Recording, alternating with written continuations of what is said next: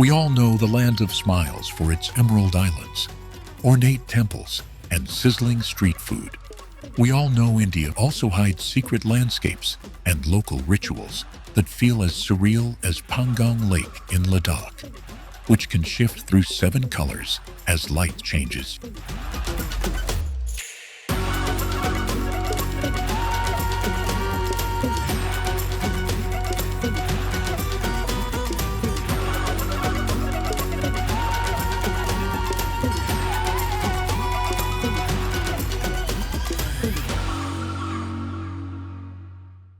Rishikesh's Ganga River carves a narrow emerald corridor through the Shivalake foothills, creating riverbanks where pilgrims, yogis, and whitewater torrents meet.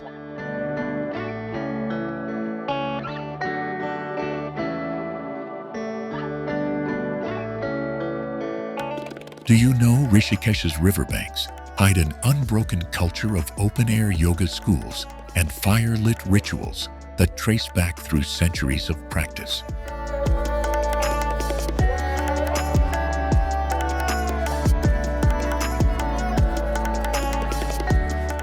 Walk from the rusted span of Laxman Jula and the air changes.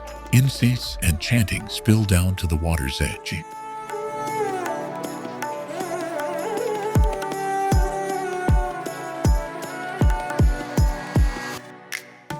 From Laxman Jula, the cobbled lanes slope toward Ramjula, threading ashrams, tea stalls, and tiny bookshops that sell manuscripts and modern travel guides alike.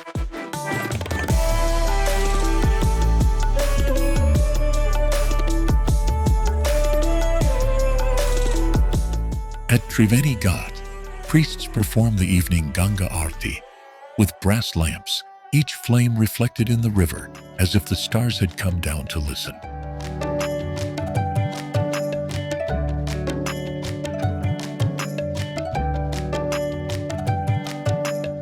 Boatmen's low calls, temple bells, and the rustle of dhoti cloth make the ritual feel like an ancient radio station, broadcasting devotion into the current.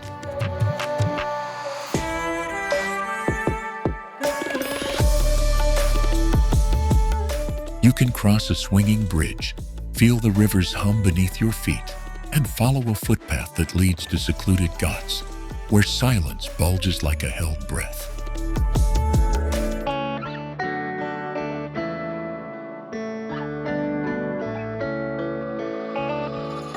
Markets by the banks sell beads, brass lamps, and herbal teas, and with a few steps you can trade bartering stories with an old man who remembers the river before roadways carved through the hills.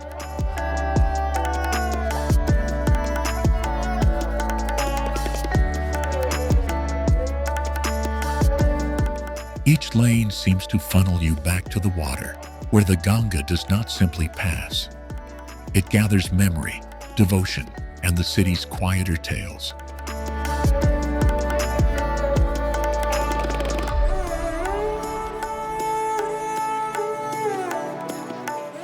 In the monsoon, the river swells and the banks rearrange themselves, making and unmaking steps and paths, as if the town itself were learning to move with the current.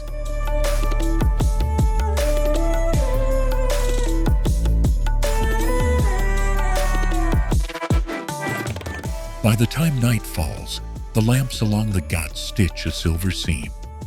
The same light has guided seekers for generations and now draws you into Rishikesh's living braid of earth, water, and ritual.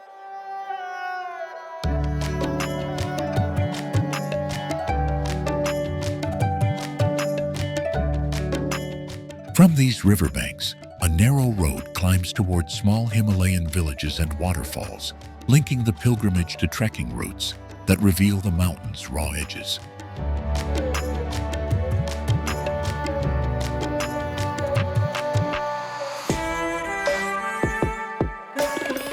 So when you stand on Rishikesh's Ganga banks, you are not just at a river. You stand on a seam where pilgrimage, music, sport, and silence have been stitched together over centuries.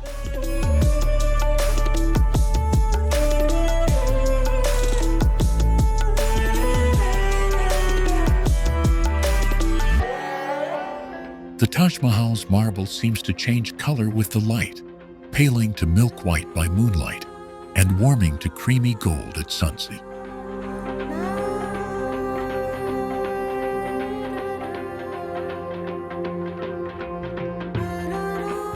Do you know the Taj Mahal's ornate cenotaphs are symbolic while the real graves lie hidden in a lower crypt beneath the mausoleum?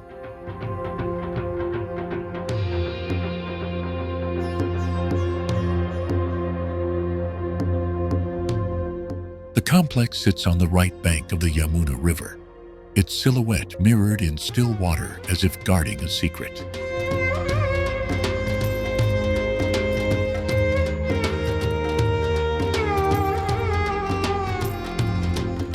Across the river, historians point to remains and terraces where Shah Jahan may have envisioned a darker counterpart that never rose.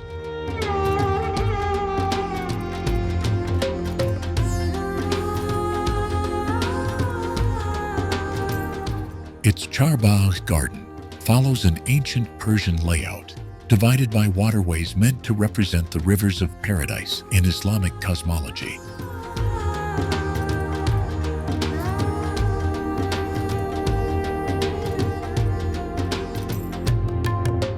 Visiting those pathways connects you to the same sightlines the emperors used, where avenues lead the eye straight to the mausoleum's perfect symmetry.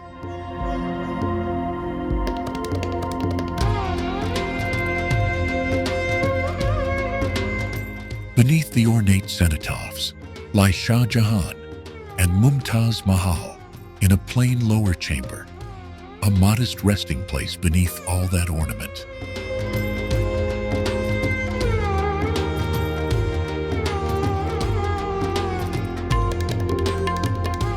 Centuries of river silt and modern pollution have threatened the marble's sheen, prompting careful restoration and ongoing debates about preservation.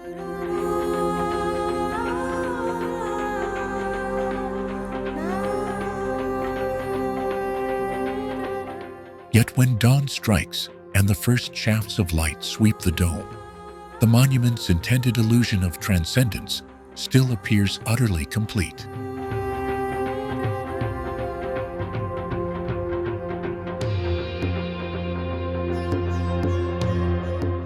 Walking from the red sandstone gateways through arched passages, visitors pass from earthly color into that luminous heart designed to suggest heaven on earth.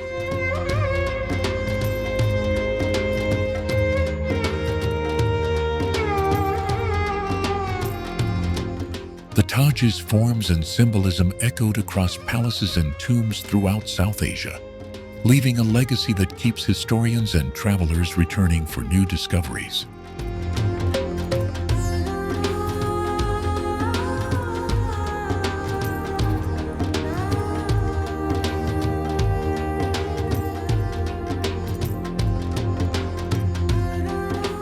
Galgabaga in Goa shelters one of the country's last reliable olive ridley turtle nesting grounds, where tiny hatchlings race to the surf.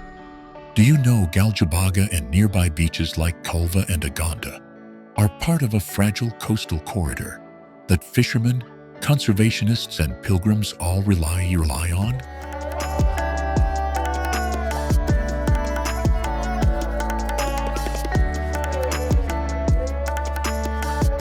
From this quiet southern stretch, the coastline unspools into hidden lagoons such as Kola, a crescent of sand split by a freshwater stream that feels like stumbling into a secret. Boatmen shuttle visitors from Palalim's Crescent Bay to Butterfly Beach, a tiny sheltered cove that vanishes from maps and appears only to those who seek it.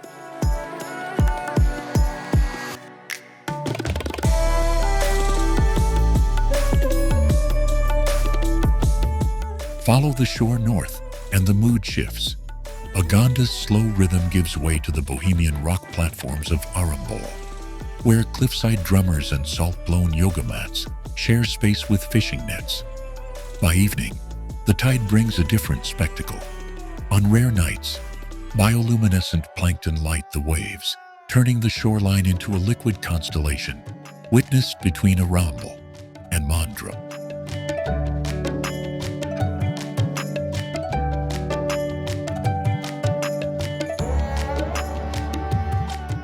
short ferry takes you to Grande Island, whose coral gardens and submerged wrecks are an underwater secret that links beach days to scuba nights. From Grande, the coastline arcs toward the north's dramatic laterite cliffs at Chapora and Vagator, where Portuguese forts stand like sentinels over pounding surf and secret caves.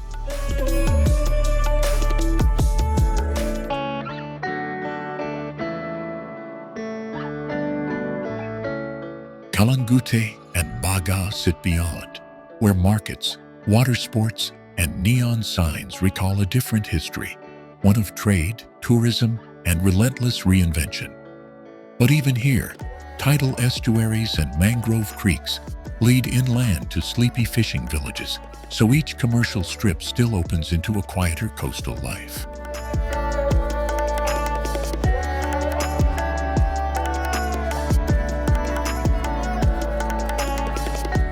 Traveling the beaches of Goa is a lesson in contrasts, where turtle hatchlings, secret coves, underwater reefs, and party beaches stitch together a coastline that keeps surprising those who follow it.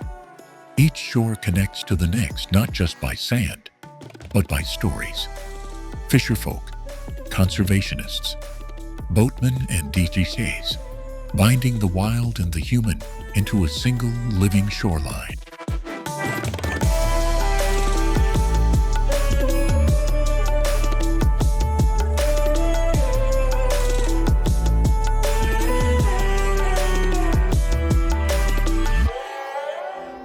Perched 410 feet above the plain, Mehrangarh Fort dominates Jodhpur with walls so thick they once housed cannons and battalions.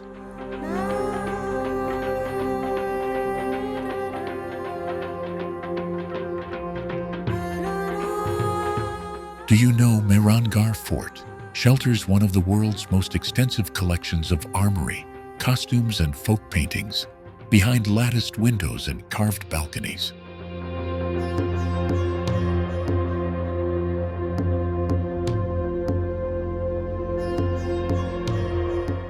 Inside its sandstone maze are palaces named for color and mood: Moti Mahal, Phul Mahal, and Sheesh Mahal, each layered with stories of Maharajas and sieges.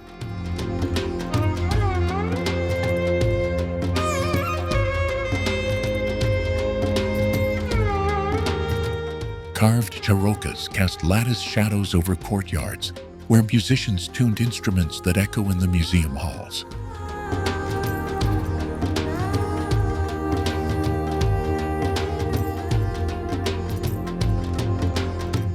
Beneath the battlements, legends survive in folk songs and painted panels that record everything from royal births to mythic hunts.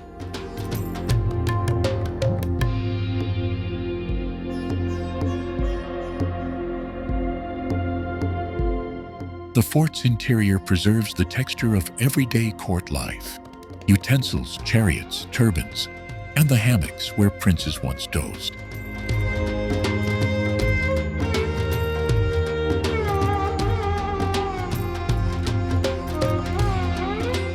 From the ramparts, there is a startling view of the Blue City, an expanse of indigo houses steeped in tradition and shade.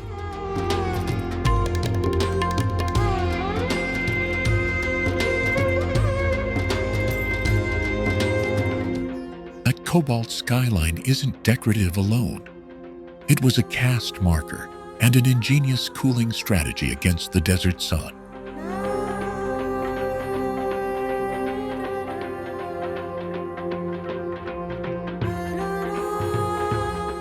Look closer and you see inscriptions that map alliances and betrayals, and cannons named after rulers, their mouths still turned toward the horizon.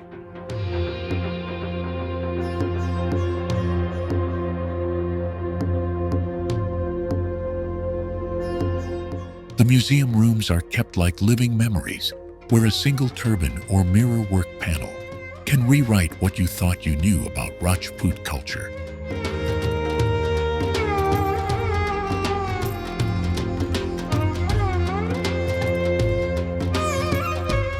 Mehrangarh also connects to nearby Jaswant Thada, a marble memorial whose whispering gardens soften the fort's martial silhouette.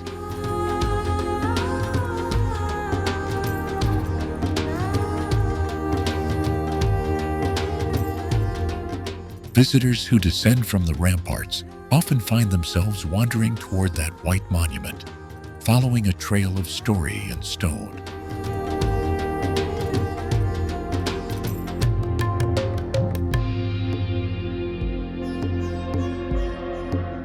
Kerala's backwaters in Aleppi form one of the planet's few living freshwater saltwater labyrinths, where 38 rivers weave into lagoons, canals, and lakes that sustain a unique inland maritime culture.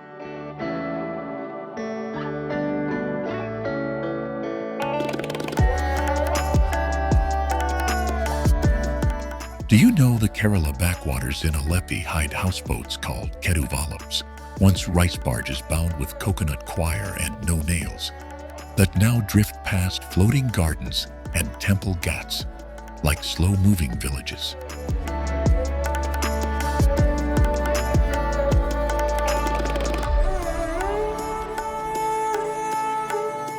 Glide along and you'll pass families washing saris at the water's edge, children racing homemade boats, and fishermen whose nets face centuries-old patterns.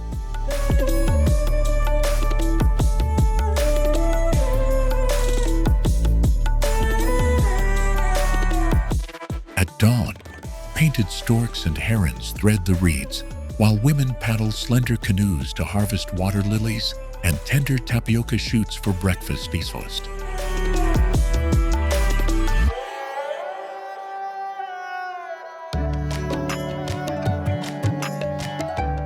Ketuvalam builders still fashion curved hulls from jackfruit timber and coir, keeping alive a craft that once carried rice to coastal markets.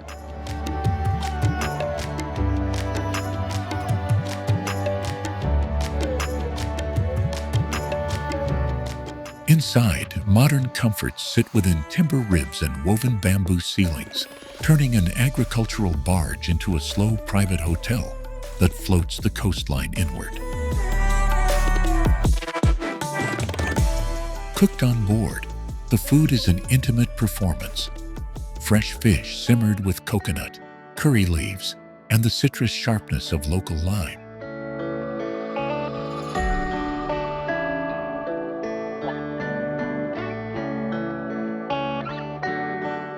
As twilight deepens, lights from village ghats flicker on, mirrored in glassy canals that seem to double the sky.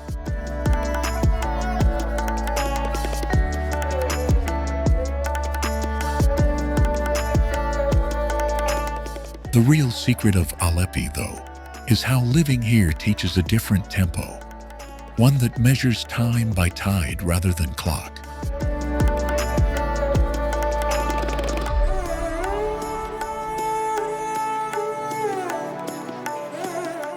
Every crossing becomes a lesson in local rhythms, where eco-knowledge, community rituals, and quiet hospitality flow together like the waterways themselves.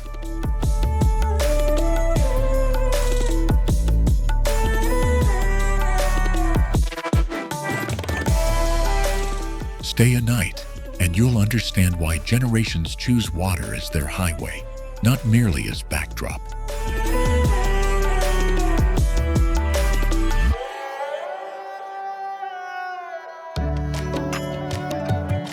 By the time you leave, the memory of palms, pigeons on temple roofs, and the steady creak of oars will have reshaped how you imagine travel. Sundarbans National Park harbors the largest single block of mangrove forest on Earth, its tangled roots stabilizing an ever-shifting delta. Do you know Sundarbans National Park shelters a unique population of Bengal tigers that swim between islands and hunt in tidal waters?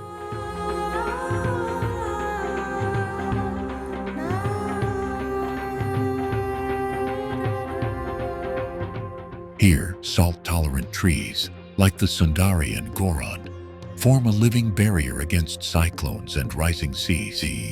The park's maze of creeks and mudflats hides an ecosystem where estuarine crocodiles, fishing cats, and rare river dolphins move in whispering currents.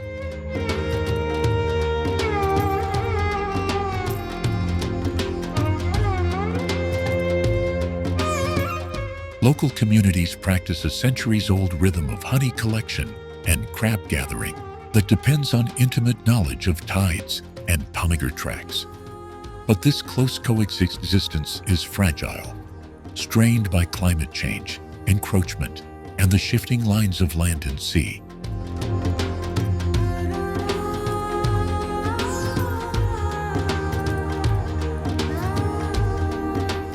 Satellite images reveal islands that vanish and reappear, reshaped by monsoon floods and silt carried from the Himalayas. Conservationists race to map these changes, where saving habitat is often a race against nature itself.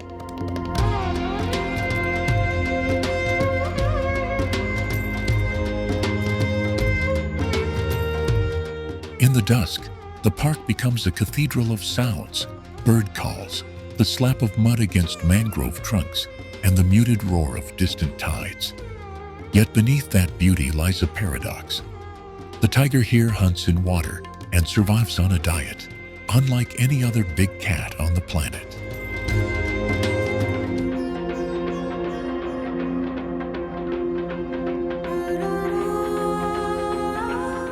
Researchers tagging tigers have uncovered secret swimming corridors that connect fragmented patches of forest, like hidden highways. These corridors also guide fish and crustaceans, linking the marine life of the Bay of Bengal to inland wetlands.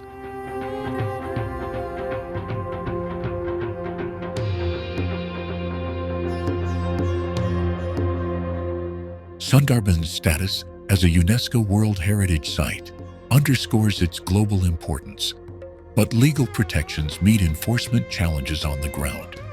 Programs blending traditional knowledge with modern science are starting to stitch together solutions for both wildlife and people.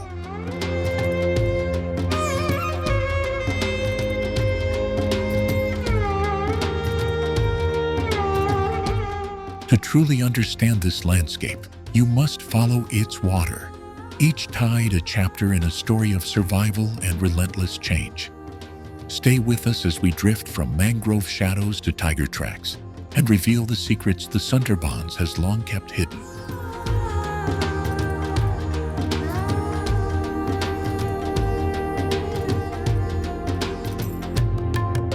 Amber Fort in Jaipur crowns a rare pocket of the Aravalli Hills, where seasonal springs once fed royal gardens. A desert oasis is almost unique in India.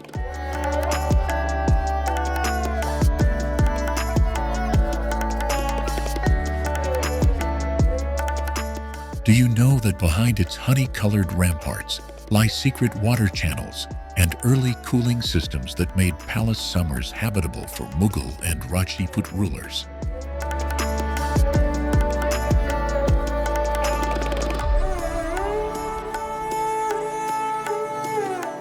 Approach the fort and the first thing that strikes you is its sheer scale.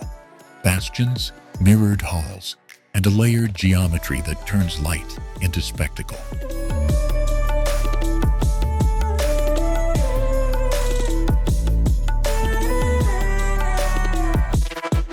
Yet embedded inside that geometry are stories of artisans who mixed imported Italian glass, local marble, and lacquer to craft frescoes that still gleam after 3 centuries.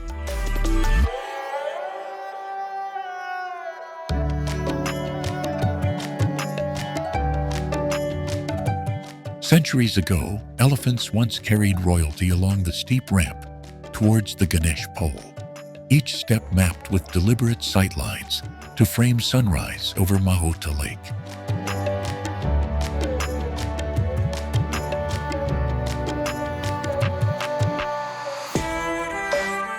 Mahota may seem placid now, but it was engineered as the heart of a hydraulic network, collecting monsoon runoff and reflecting the fort like a second sky.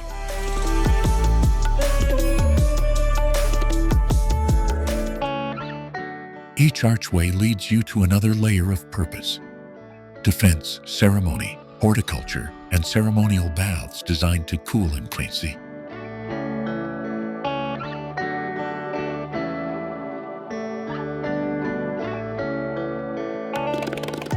Outside, the pink facades of Jaipur spread downwards, but the fort still dominates as a living museum where artisans continue techniques handed down in oral contracts.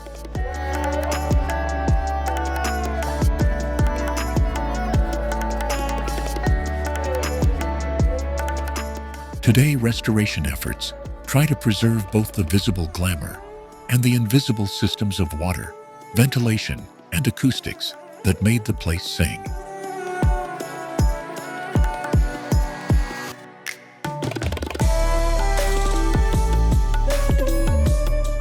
In this episode, we'll trace those hidden systems, meet the craftspeople who keep them alive, and reveal why amber's interplay of light, water, and stone changed how palaces were conceived across Rajasthan.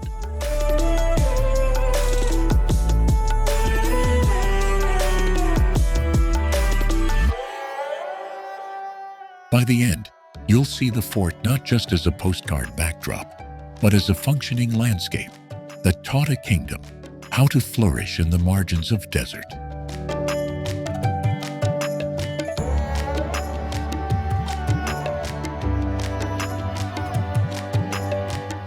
Stay with us as we step through the Ganesh pole, descend into cool vaults, and listen for the echoes that reveal the fort's hidden language.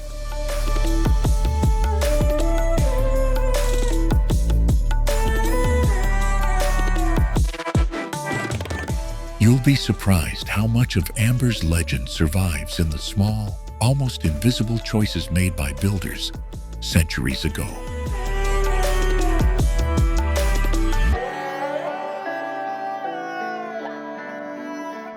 Ooty in the Nilgiri Hills harbors one of the planet's last montane shola grassland ecosystems, a mosaic of cloud-kissed evergreen forests and rolling grasslands found nowhere else at this scale.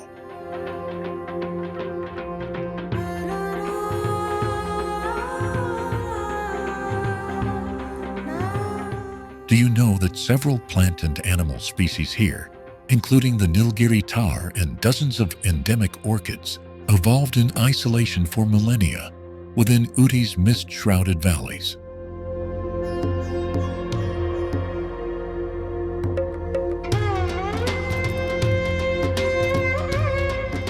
From the botanical gardens where century-old eucalyptus and camellia trees stand sentinel, to the sweeping tea estates that lace the hills with emerald terraces, Ooty reads like a living encyclopedia of mountain life.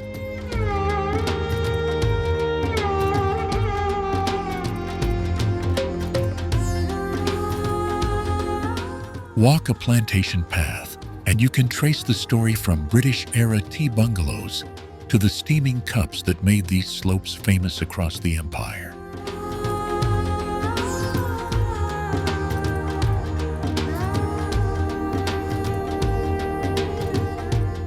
The Nilgiri Mountain Railway threads the highlands, its toy train negotiating hairpin curves and plunging through tunnels to knit Ooty to neighboring Coonoor and beyond.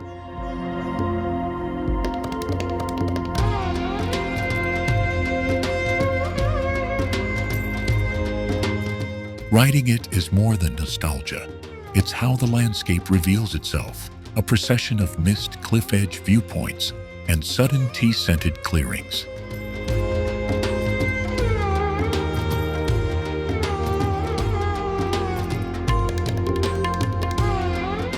Dodabetta Peak rises nearby the highest point in the Nilgiris, where on clear days, the Western Ghats unfurl like a jagged blue map toward the Arabian Sea.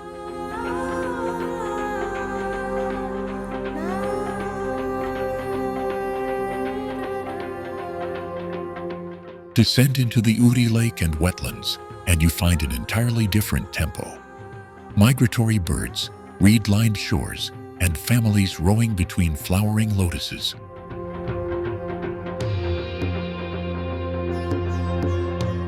Exploring the Nilgiri Hills is to move between microclimates. One valley of sunshine, another cloaked in cloud, each revealing a different secret.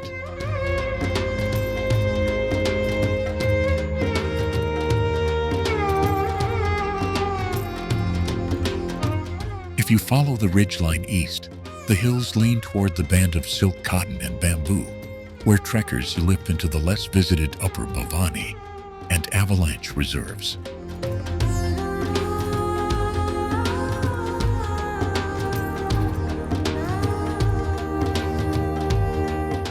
Every turn connects so that a single day can hold botanical gardens, a high peak panorama, and a hidden pool whose water tastes of stone and moss.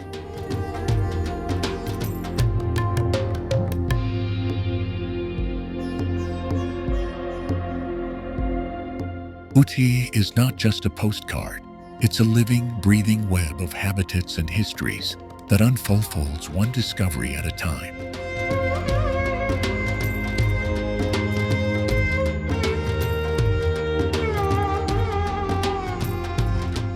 And once you step off the beaten path, the Nilgiri Hills keep offering one more secret until your next breath.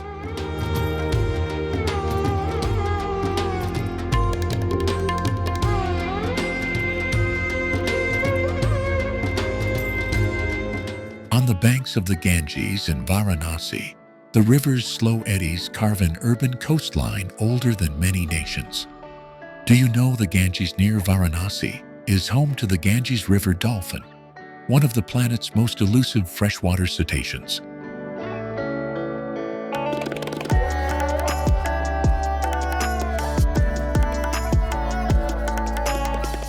Here, morning mist unspools across ghats, where priests chant and boats drift like moving altars. At dusk, the Ganga Aarti turns the river into a procession of floating lamps and prayers that feels suspended beyond time.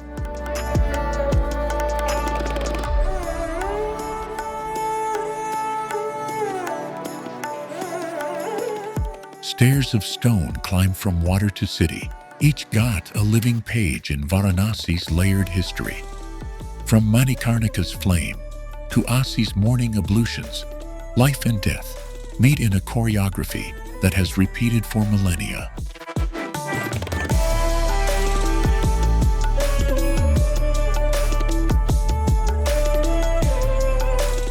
The scent of incense mixes with the metallic rasp of temple bells and the clack of looms hidden in narrow lanes. Banarasi silk spills from open doorways, woven with gold threads that whisper of royal patrons and long-distance trade.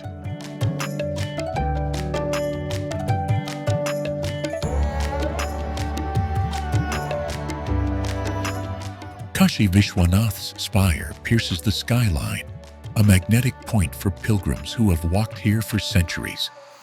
But just beyond the crowded temples lies Sarnath, where the Buddha gave his first sermon, linking Varanasi's Hindu fervor with an ancient Buddhist calm.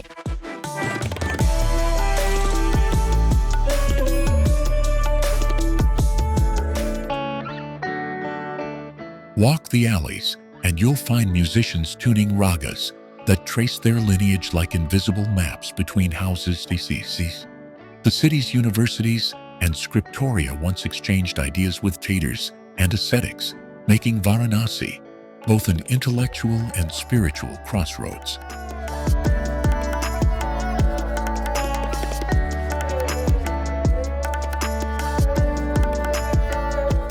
At dawn, boatmen chant, washing rituals ripple outward, and the city seems to inhale the river's rhythm as its own. Tourists arrive expecting spectacle, but leave with a quieter impression. Varanasi teaches patience through repetition and silence threaded with song.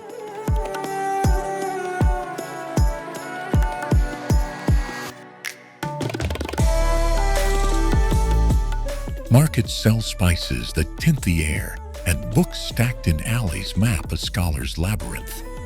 Dinner conversations spill into courtyards, where stories of saints, poets, and colonial traders overlap in the same sentence.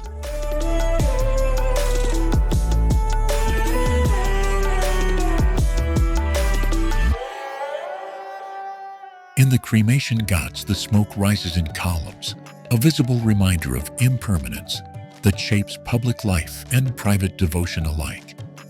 Yet beneath those solemn rituals, daily commerce, crafts, and festivals persist, weaving continuity through change.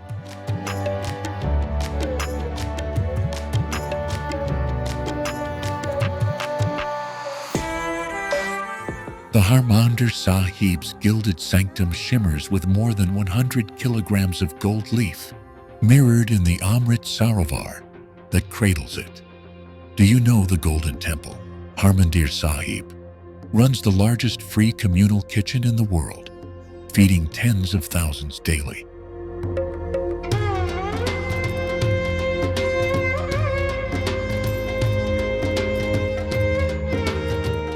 Pilgrims from every faith wade the marble causeway to bathe their hands in the sacred waters, believed to cleanse sins and soothe ailments.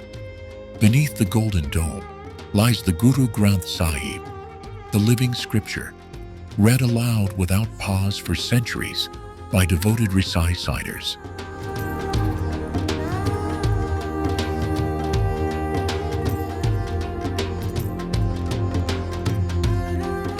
The temple's four open doors symbolize an unequal ideal, welcome, and equality for people from every direction and every background. Its architect blended Mughal and Khas motifs, creating a low-slung sanctum that seems to float, an intentional humility beneath its opulent skin.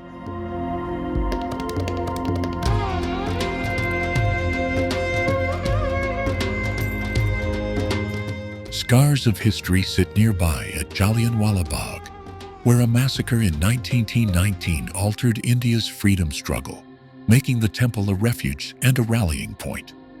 Walkable lanes connect the temple complex to bustling markets, where brassware and devotional music spill into narrow alleys, continuing the city's living tapestry.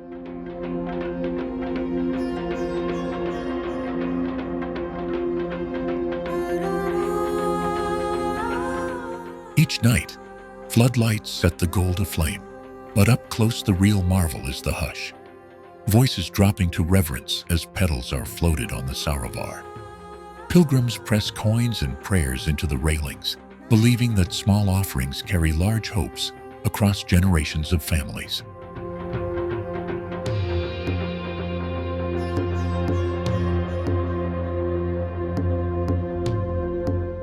Restoration projects preserve centuries-old frescoes and inlaid marble, yet artisans still hammer new gold sheets by hand, a craft passed down through lineages.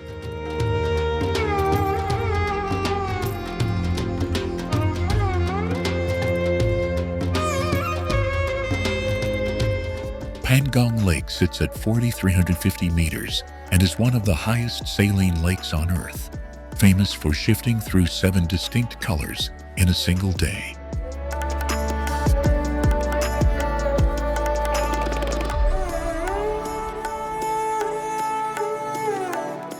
Do you know Pangong Lake straddles the India-China boundary, its 134-kilometer length vanishing into contested high-altitude plains where light and wind repaint the water.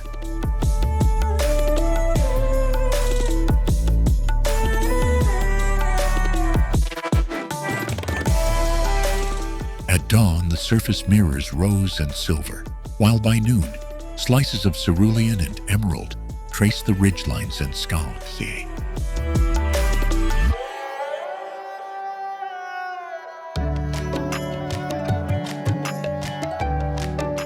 By evening, the shallow bays glow deep indigo, and locals say the lake keeps a memory of every sunrise it has ever seen.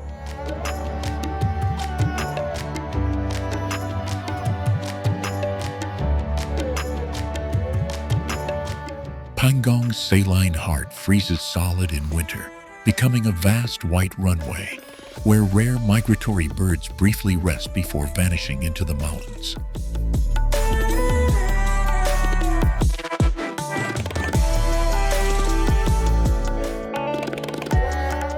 Yet despite its salt, surprising pockets of life cling to the margins, hardy wetlands that seed the high desert with life.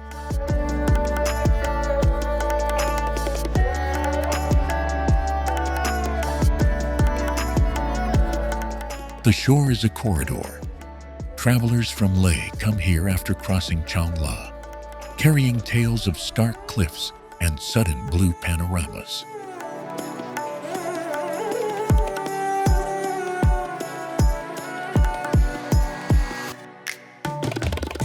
From Pangong, the road threads toward Nubra Valley, where braided rivers and sand dunes feel like another planet, connected by the same stony sky.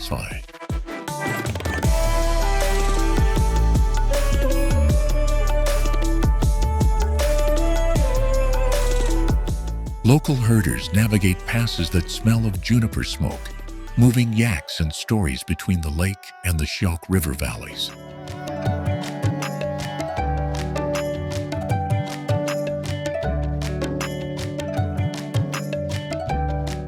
Ancient gompas perch above this route, their prayer flags whispering the same weather the lake reflects in its moods.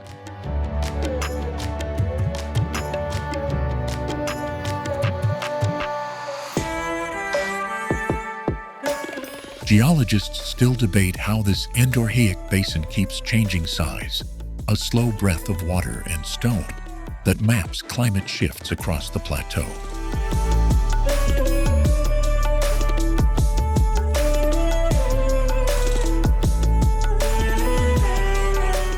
Scientists use its color shifts to monitor mineral flows and salinity, turning Pangong into a living instrument for Himalayan weather.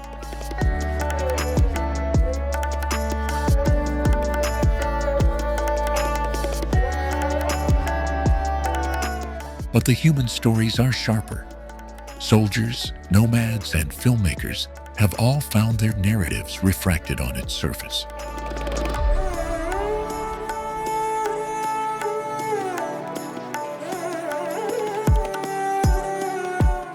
A single frame of Pangong can hide an army of memories: border lines, weddings, silence after snowfall, children chasing gulls.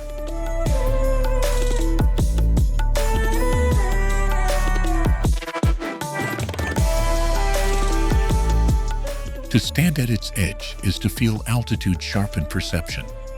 Colors intensively, breaths shorten, and the line between land and sky dissolves slowly into blue.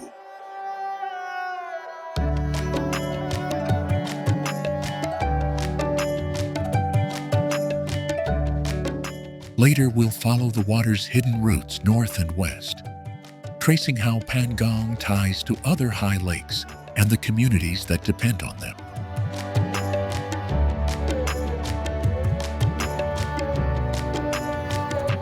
Nubra Valley is one of the highest cold deserts on Earth, where golden sand dunes stretch beneath towering snow-clad Himalayan ridges.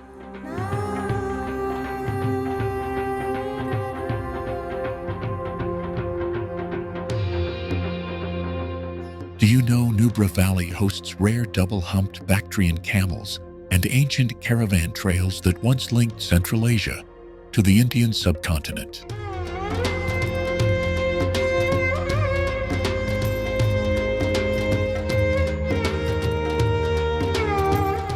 The valley is carved by the meeting of the Shiok and Nubra rivers, creating broad alluvial plains dotted with orchards and remote monasteries.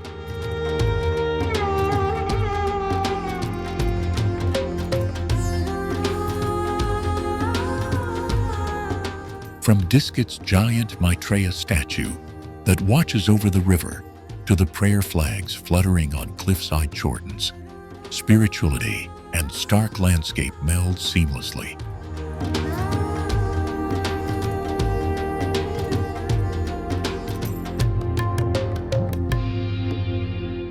Hunter's rolling dunes offer an unlikely desert experience at high altitude, where camel safaris trace silhouettes against a backdrop of ice.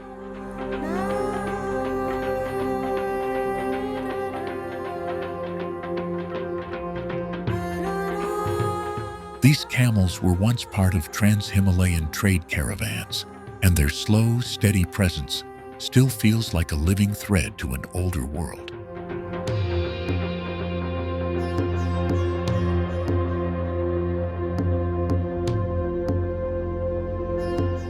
Push deeper and you'll reach Turtuk, a village whose language, cuisine, and stone houses reflect Baltistan's culture and an unusual history of changing borders.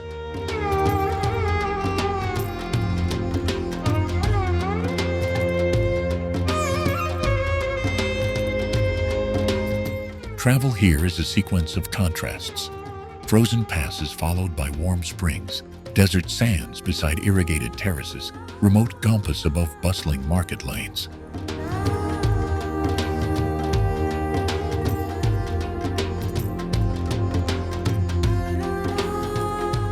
Each village hands you a different chapter, and the road from Diskit to Turtuk reads like an unfolding map of trade, faith, and sheer survival.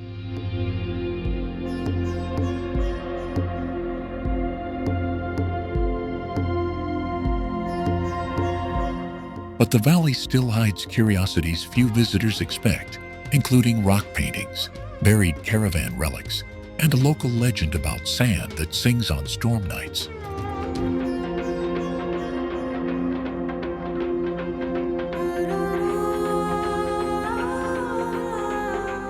In the next segment, we'll walk those dunes, meet camel herders, and listen for the secret sound that has puzzled elders for generations.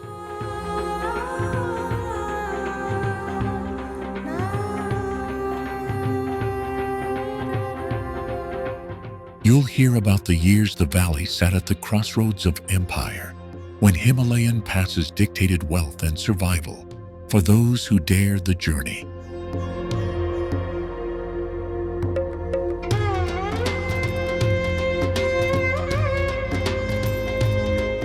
And you'll discover how modern roads and fragile tourism have begun to reshape age-old rhythms without entirely erasing them.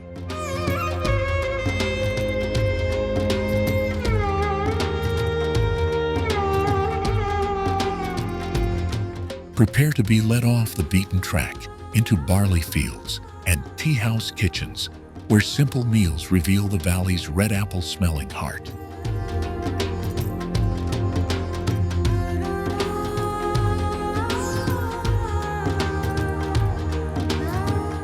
What seems like a quiet backwater turns out to be a keeper of stories, and by the end of our visit, Nubra's mysteries will refuse to let you go.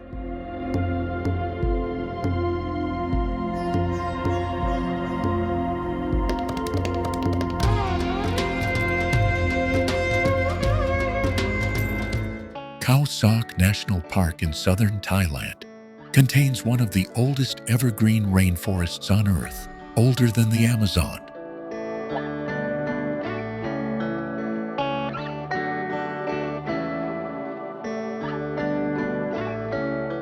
Do you know that Cheo Lan Lake inside Khao Sok was created when a hydroelectric dam flooded a valley, leaving limestone towers like lost temples, rising from emerald water?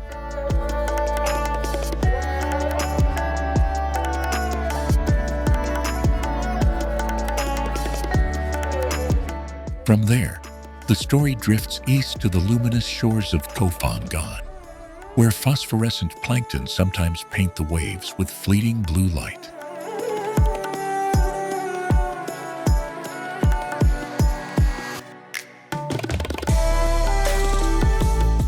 And when those midnight tides fade, the same coastline yields hidden mangrove labyrinths that cradle baby sea turtles and migrating shorebirds.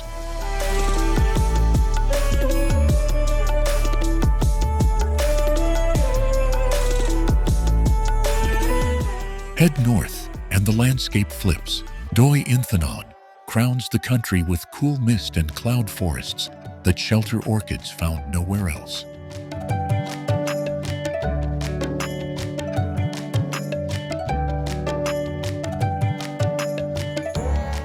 Nearby hill tribe villages keep ancient weaving traditions alive, their textiles carrying maps of mountains and rivers woven into every thread.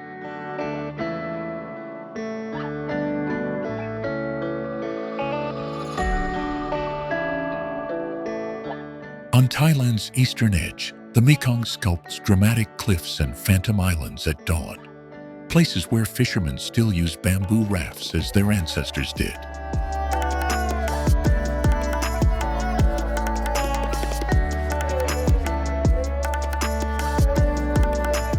Crossing from river to sea, Phang Nga Bay reveals its cathedral-like limestone karsts, a geological memory hidden for millennia beneath the waterline.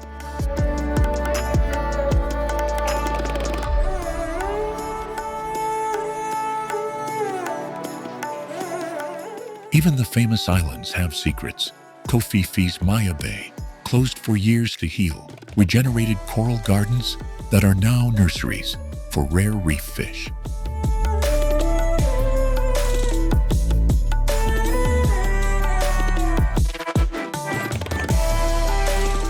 Beneath those reefs, tiny species of seahorse and pipefish perform dances so small and intricate, they almost go unnoticed.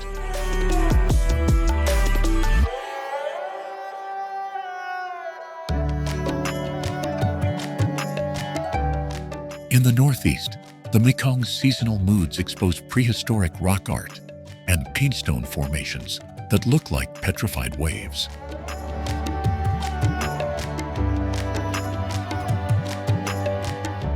Some markings there are younger than the landscape, but older than the modern nations that now border the river.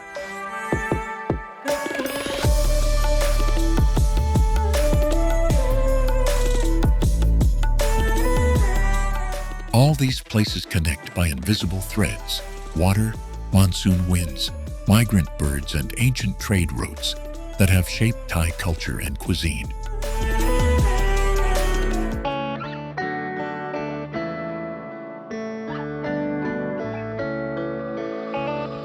Taste, language, and festivals carry fingerprints of the ocean, the highlands, and the plains, binding distant shores to mountain valleys.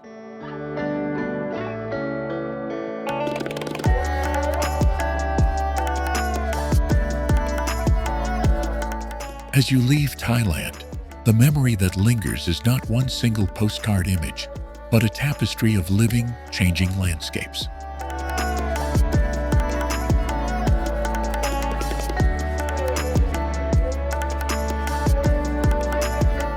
Each beach, jungle, and river is a chapter in a story that keeps unfolding, and the more you look, the more secret pages you find.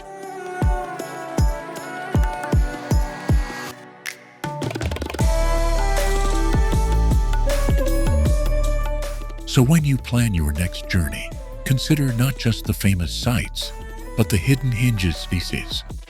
The lakes born of lakes, the forests older than continents, the shores that glow at night.